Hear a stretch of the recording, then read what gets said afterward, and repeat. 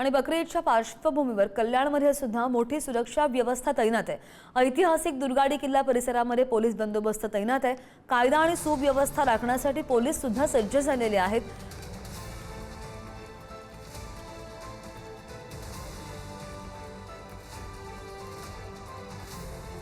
या संदर्भात आणखी जाणून घ्या आमचे प्रतिनिधी निकेश शार्दूल आपल्या सोबत आहेत। निकेश, कोणताही अनुचित प्रकार घडू नये त्यासाठी प्रशासन कसं सज्ज आहे, कशी खबरदारी घेतली जाते?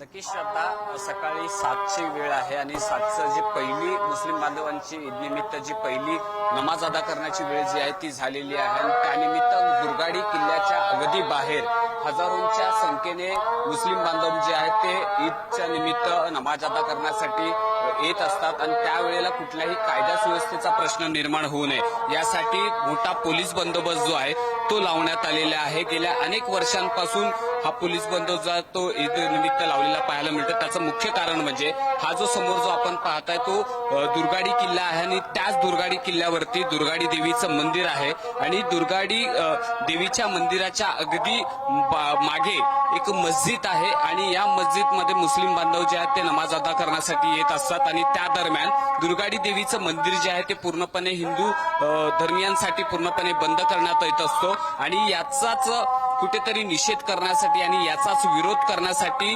शिवसेना या ठिकाणी घंटानाद करण्यासाठी येत असते। सुरुवातीच्या काळात जर पाहिलं तर बाळासाहेब ठाकरे यांनी हे आंदोलन उभं केलं होतं आणि त्यानंतर शिवसेनेचे दिवंगत नेते आनंद दिघे यांनी हे आंदोलन जे आहे ते सुरू केलं होतं आणि त्यांच्या नंतर देखील हे आंदोलन जे आहे असं सुरू आहे। आता या वेळेला देखील जे आहे ते शिंदेची शिवसेना आणि ठाकरेंची शिवसेना हे दोन्ही शिवसेना एकत्रित येत या ठिकाणी घंटानाद जे आहेत ते करत असतात।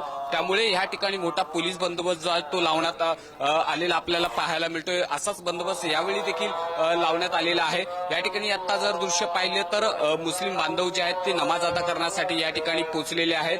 नमाजाची वेळ झालेली आहे आणि त्या दरम्यान दुर्गाडी किल्ल्याचा जो प्रवेशद्वार आहे, जो दुर्गाडी देवीचा जो मंदिराचा जो प्रवेशद्वार आहे तो सर्वांसाठी पूर्णपणे बंद करण्यात आलेला आहे। तर किल्ल्याच्या बाजूचा जो दुसरा गेट आहे, जे दुसरा प्रवेशद्वार आहे, त्या ठिकाणी मस्जिदकडे जाणारा जो दुसरा रस्ता आहे त्या रस्त्याने मुस्लिम बांधवांना मस्जिदकडे सोडण्यात येत आहे। तर काही मुस्लिम बांधव जे आहेत ते दुर्गाडी किल्ल्याच्या अगदी बाहेरच नमाज अदा करण्यासाठी रस्त्यावरती बसलेले पाहायला मिळत आहेत आणि याचाच विरोध करण्यासाठी हिंदू संघटना असेल किंवा दोन्ही शिवसेना जे आहेत ते दरवर्षी एकत्र येतात। त्यामुळे कुठलाही धार्मिक तेढ निर्माण होऊ नये किंवा कायदा सुव्यवस्थेचा प्रश्न निर्माण होऊ नये यासाठी पोलीस बंदोबस्त जो आहे तो या ठिकाणी लावण्यात आलेला आहे। आता सध्या मुस्लिम बांधव जे आहेत ते मोठ्या संख्येने या ठिकाणी पोहोचलेले आहेत आणि काही वेळातच आता दोन्ही शिवसेना किंवा आता भाजप देखील या ठिकाणी भाजपचे कार्यकर्ते देखील या ठिकाणी पोहोचण्याची शक्यता आणि त्याच दरम्यान ज्या वेळेला ही नमाज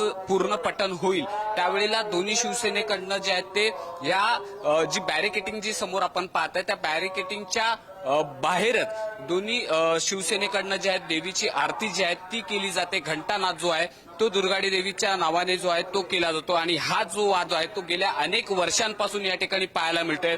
ही संपूर्ण हे प्रकरण जे आहे ते सध्या न्यायप्रविष्ट आहे, कारण जिथे दुर्गाडी देवीचं मंदिर आहे त्याच्या मागे एक मस्जिद आहे, त्यामुळे ही देवस्थान जे आहे ते हिंदू धर्मियांचं आहे असा वाद जो आहे तो न्यायप्रविष्ट असताना देखील आता दोन्ही शिवसेना आणि हा वाद जो आहे तो दरवर्षी पाहायला मिळतो आणि असाच प्रकारचा वाद जो आहे तो या ठिकाणी आता यंदा देखील होण्याची शक्यता आहे। त्यामुळे पोलिसांनी दक्षता म्हणून कायदा सुव्यवस्थेचा प्रश्न निर्माण होऊ नये, कुठलाही धार्मिक तेढ निर्माण होईल याची काळजी आहे ती आता सध्या तरी पोलिसांनी घेतलेली पाहायला मिळते। त्यामुळे आता सध्या मुस्लिम बांधवांकडनं जे आहेत ते नमाज पठण जे आहेत ते सुरू झालेलं आहे। त्यामुळे आता पुढच्या काळात काय घडतं हे पाहणं महत्वाचं असणार आहे। श्रद्धा, अगदी या सगळ्या ताज्या घडामोडींकडे लक्ष असेल। ताजे अपडेट घेत राहू निकेश, धन्यवाद दिलेल्या सगळ्या सविस्तर माहितीसाठी।